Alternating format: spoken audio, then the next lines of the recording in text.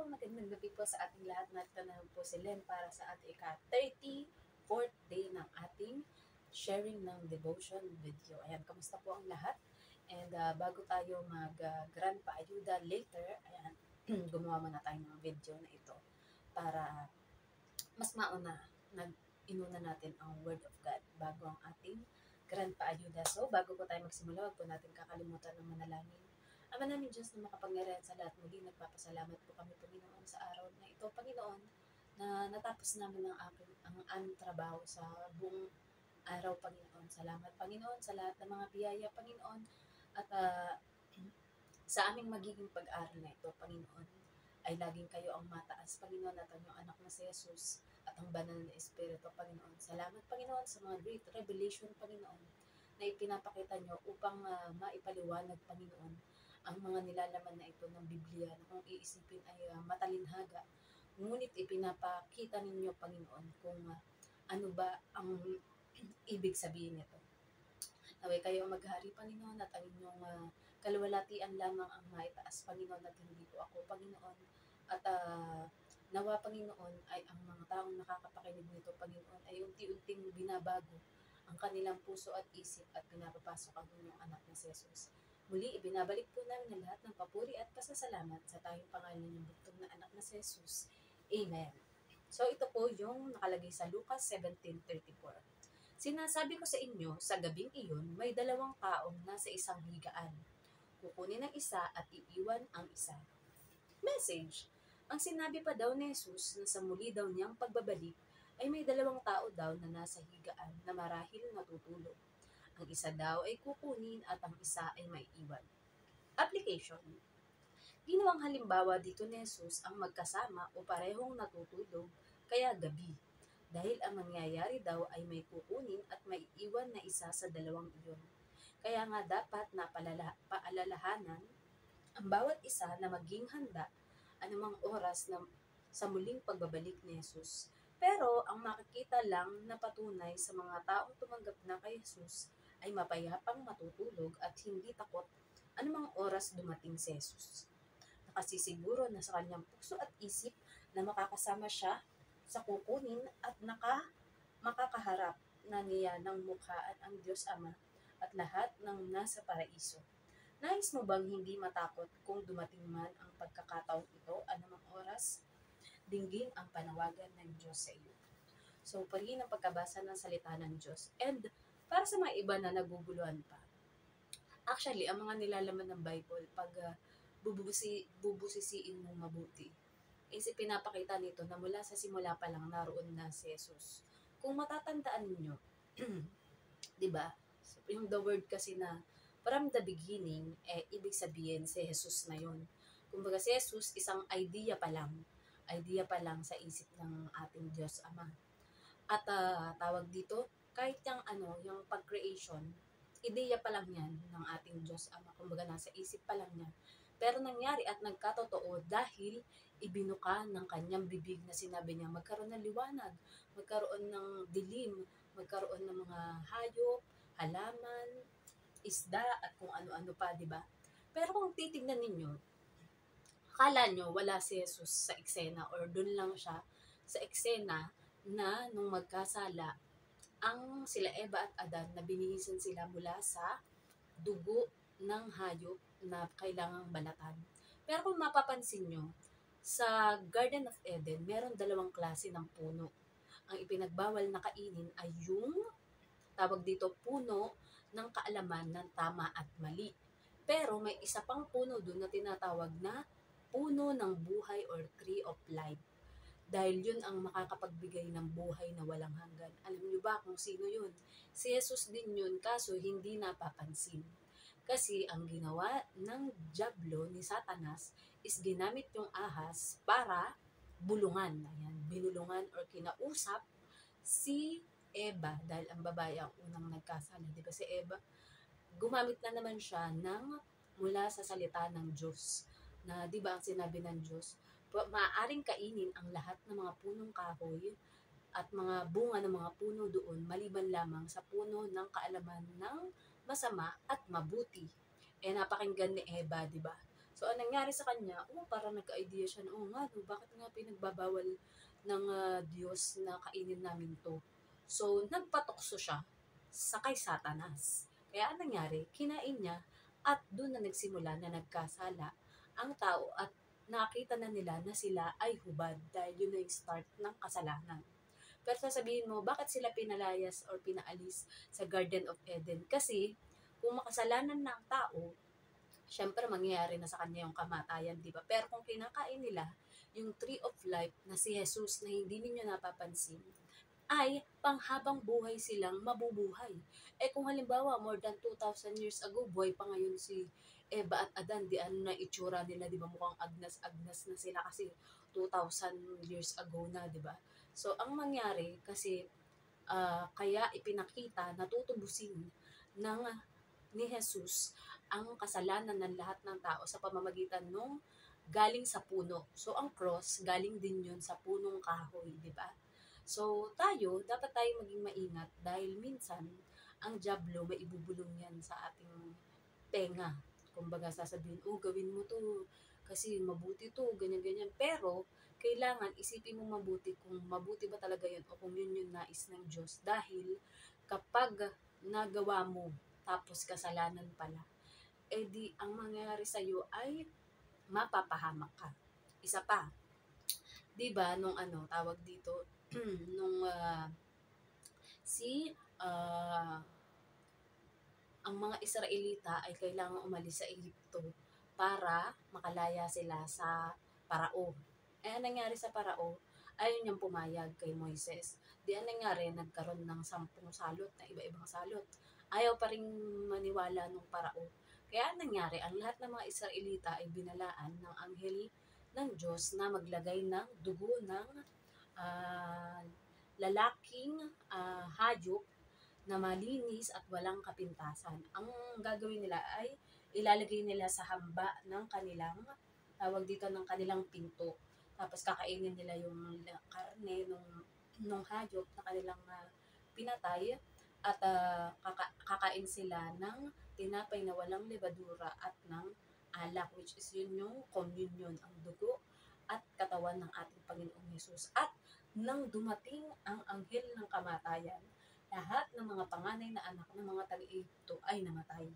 Kaya anong nangyari, pinalayas na nila at hinayaan na nila umalis ang mga Israelita.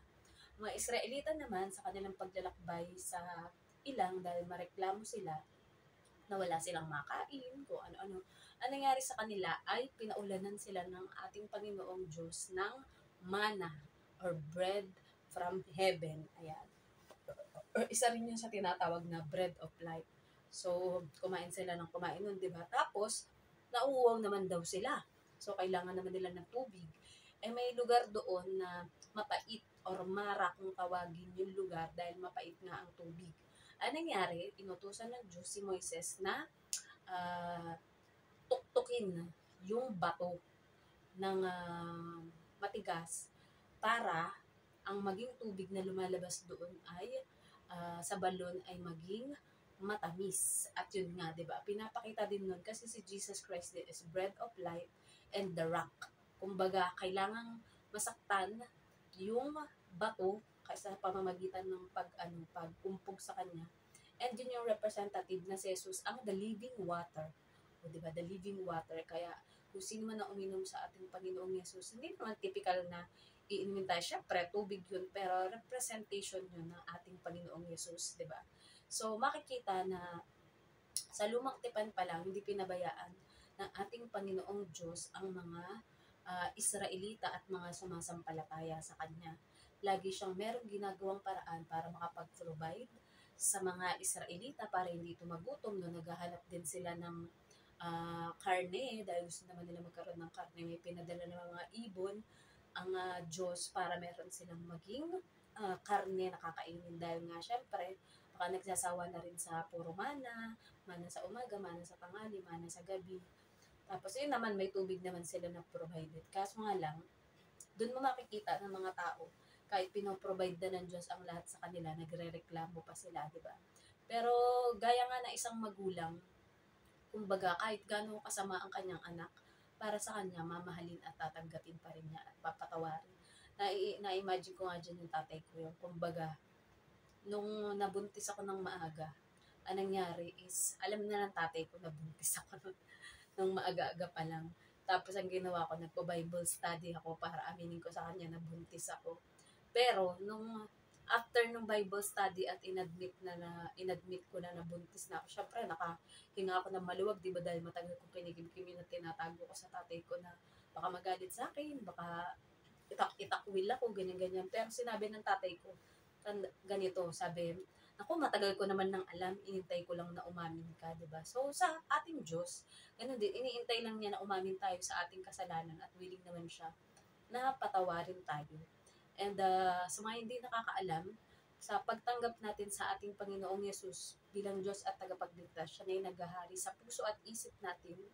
Kaya nasa atin na ang ating Panginoong Yesus. Kumbaga, yung iniintay ng mga tao na second coming, kumbaga kung dati pa yung dumating or what, pero ang banal na espiritu na nasa atin, yan na yung espiritu ni Jesus, dahil kumbaga hindi niya nga tayo iniwan na ulila, di ba?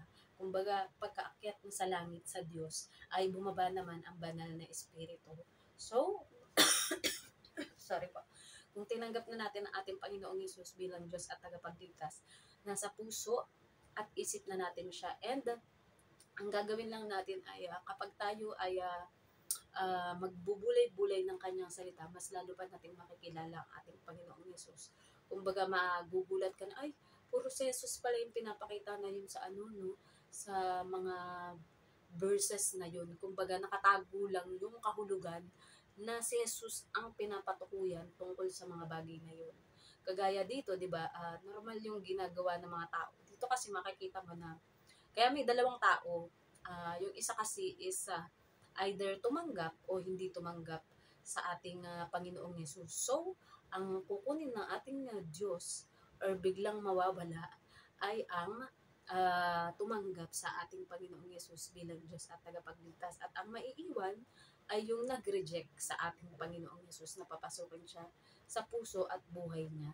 So, tayo naman, isusulit natin ang lahat ng ating mga gagawin at ginagawa. Ayan, kapag ikaw ay tinanggap ng ating Panginoong Yesus, syempre, ang maiisip mo na ng mga gagawin mo ay puro kabutihan. And dyan makikita kung naghahari sa atin ang ating Panginoong Yesus kapag mapagmahal ka, mapagpatawad, maunawain, hindi mo inuhusgahan ang iyong kapwa, dahil wala naman tayong karapatang humusga sa ating kapwa. Tanging ang Panginoong Diyos Ama lang ang pwedeng humusga sa atin. Na kung tutuusin, di ba yung kay Jesus, dun sa babaeng nahuling nakikipagtalik sa hindi niya asawa, is hindi rin hinusgahan ni Jesus, di ba? Sinabi niya sa mga tao kung sino ang walang kasalanan, maunang bumato sa kanya, di ba? Pero kung tutuusin, karapat dapat si Jesus na batuin yung babae dahil wala siyang bayad ng kasalanan, pero hindi niya hinusgahan. Kumbaga, tinanggap niya at sinabihan na lang niya na pinatawad ka na sa iyong mga kasalanan at huwag ka nang balik sa paggawa ng kasalanan. Kumbaga, baguhin mo na ang buhay mo. Magpakabuti ka na kasi baka mamaya pabalikin ka na naman dito kapag nahuli ka na naman na gumawa ng ganun. Kumbaga, pangalagaan natin ang ating sarili, ang ating katawan, dahil ang ating katawan na ito ang templo ng ating Panginoong Yesus at ng banal na Espiritu. Kumbaga, kung ano yung ginagawa mo sa sarili mo, like halimbawa, ginagawa mong para bastusin ka or magagalitin ka, di ba? So, posible na kapag mahilig ka mang away, mahilig ka mang husga, mahilig ka mangutya, mahilig ka mang marites, di ba? So, mangyayari sa'yo, kapag may nagalit sa'yo, baka bigla ka pang gawan ng masama, di ba? So, mapapahamak yung sarili mo. Kaya hanggat maaari, kung may option ka, mas piliin mo lagi yung paggawa ng mabuti at ikatutuwa ng ating Diyos Ama. Kasi mas mapapanatili mo ang buhay mo nun na ipinagkaloob o pinautang sa atin ng Diyos, di ba? Na, yun nga, kapag kakailangan na tayong kunin ng ating Diyos, matiwasay nating ibabalik sa Kanya ang Kanyang pinahiram na buhay dahil naipamuhay natin ito ng maayos at kalugod-lugod sa Kanyang harapan. So, hanggang dyan na lamang po at ako'y mag-ELS na rin para sa ating Grandpa Ayuda. So, tayo po ay mag-end into prayer. Ama namin Diyos na makapangyarihan sa lahat, muli salamat po, Panginoon, sapagkat sa pagsasakripisyo ng iyong anak na si Jesus, Panginoon. We are justified, Panginoon. Hindi na kami hahatulan, Panginoon, sapagkat ang nakikita nyo na sa aming Panginoon ay ang iyong anak na si Jesus, Panginoon. Na bagamat magdaan man kami sa lahat ng mga pagsubok sa buhay, Panginoon, ay mananatili kaming tapat sa aming pananampalataya sa inyo, Panginoon, at patitibayin pa ang aming pananalig sa inyo, Panginoon, sa pamamagitan ng pag-aaral ng inyong salita, Panginoon, upang lubos na makilala kayo at ang iyong anak na si Jesus at ang banal na Espiritu, Panginoon. At dalangin ko po, Panginoon, ano man ang mga kahilingan ng bawat isa, Panginoon, nakikita niyo ang puso ng bawat isa, Panginoon. Kayo po ang sumagot ng mga panalangin na ito, Panginoon, dahil alam namin, Panginoon, na malapit kami sa inyo, Panginoon, dahil nakikita niyo sa amin ang inyong anak na si Jesus, Panginoon. At sa mga hindi pa tumatanggap sa inyong anak na si Jesus, Panginoon, nawa, Panginoon, ay mabuksan ang kanilang isip at puso, Panginoon, na huwag mag-aksaya ng oras, Panginoon, dahil hindi natin masasabi kung kailan namin kailangang ibalik sa inyo ang pinahiram niyo sa amin na buhay na ito sa mundo, Panginoon. Muli, maghari kayo, Panginoon, ng inyong anak na si Jesus at ang banal na Espiritu sa aming buhay, Panginoon, upang tanging nakalulugod lamang sa inyo ang aming magawa, Panginoon, hanggang sa oras na kami ay magbabalik na sa inyo muli. Binabalik po namin ang lahat ng papuri at pasasalamat sa tayong pangalan yung bugtong na anak na si Jesus. Amen. Good night na po sa lahat and God bless. Ay, medyo napahaba.